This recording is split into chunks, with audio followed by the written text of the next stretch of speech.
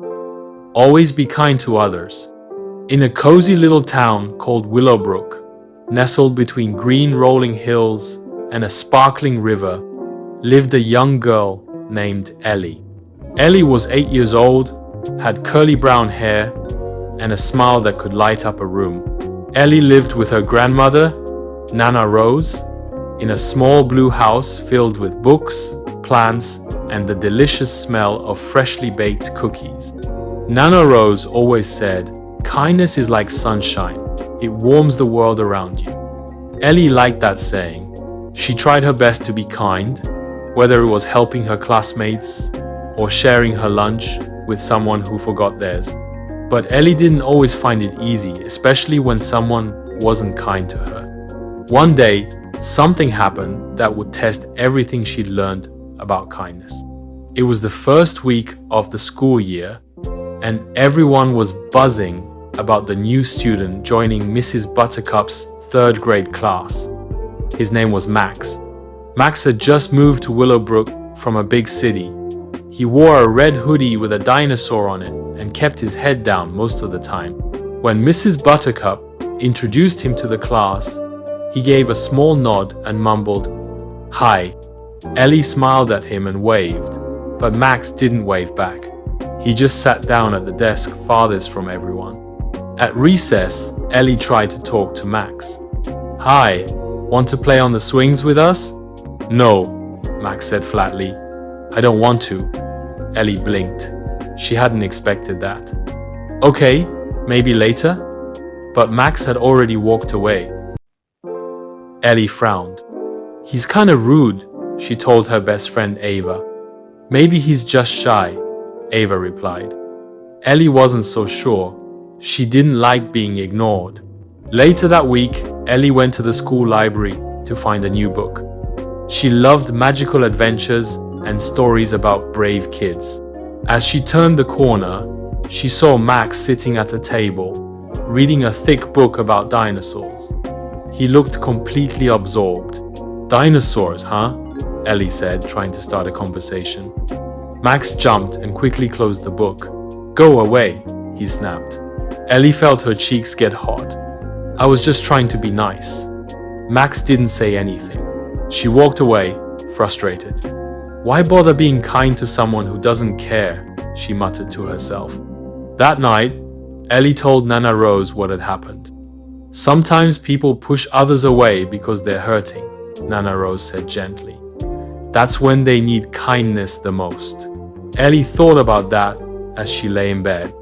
She didn't feel like being kind to Max, but something about what Nana Rose said stayed in her heart. The next day, during art class, Max dropped his notebook. Pages spilled across the floor. Everyone stared. Some kids snickered. Ellie hesitated for a moment, then knelt down and helped him pick up the pages. Max looked at her, surprised. "Why are you helping me?" Ellie shrugged. "Because I'd want someone to help me if it happened to me." Max didn't smile, but he nodded. "Thanks." It wasn't much, but it was something. A few weeks later, rain poured down over Willowbrook. Recess was held inside the classroom. Ellie played a board game with Ava, while Max sat alone, doodling in his notebook. She noticed he looked sad. She remembered what Nana Rose said. Taking a deep breath, Ellie walked over. "Wanna draw together?" Max blinked. Then he nodded. They spent the rest of recess sketching silly monsters and laughing at each other's creations. "You're really good at drawing," Ellie said. Max smiled, really smiled, for the first time. "Thanks." That afternoon, as they packed up to leave, Max said, "You're the first friend I've made here." Ellie's heart felt warm. Mrs. Buttercup announced a new project, the Kindness Challenge. "Each of you will do one kind thing every day this week," she said. "At the end, we'll talk about how it made you feel and how it made others feel." Ellie was excited. She already had ideas, helping her neighbor rake leaves, writing a thank you note to the school janitor, sharing her snacks. Max looked nervous. "I don't know what to do," he whispered to Ellie. She smiled. Start small, even a smile counts. By the end of the week, Max had done many kind things, holding the door open, helping someone pick up spilled crayons, and writing a sweet card to Mrs. Buttercup. I never knew it would feel so good, Max said. One afternoon, Ellie was walking home when she saw her classmate Jeremy teasing Max near the park. Why are you always alone, Dino boy? Jeremy laughed. Max looked down. Ellie marched right up. Hey, leave him alone. Jeremy raised an eyebrow. Why do you care? Because being mean isn't cool, Ellie said firmly. Jeremy shrugged and walked off. Max looked at her. You didn't have to do that. Yes, I did, Ellie replied. That's what friends do. Later that week, Max came over to Ellie's house to play. Over cookies, he told her about the move. My dad lost his job, so we had to leave our old home, he said. I miss my old school, my friends, everything. Ellie nodded. That sounds really hard. It was. I guess I didn't want to get close to anyone. I was scared. Ellie reached across the table and gently touched his hand. You're not alone anymore. The kindness challenge had ended, but something special happened at Willowbrook Elementary.